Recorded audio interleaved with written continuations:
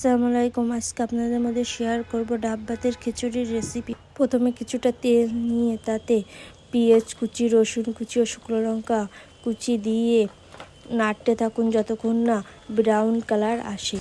তারপর 1 চামচ মরিচ বাটা ও 1 চামচ জিরে বাটা দিয়ে ভালোভাবে ভেজে নিন। তারপর কিছুটা ধনিয়া পাতা কুচি ও টমেটো কুচি দিয়ে ভালোভাবে ভেজে নিন।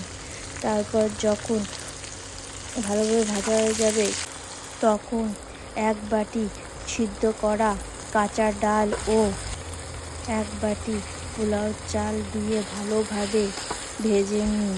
তারপর তাতে হলুদ গুঁড়া ও 2 চামচ লবণ দিয়ে ভালোভাবে কষিয়ে নিন। তারপর কিছুটা পানি দিয়ে ভালোভাবে নেড়ে নিন। তারপর একটা ঢাকনা দিয়ে ঢেকে দিন 20-30 মিনিটের জন্য।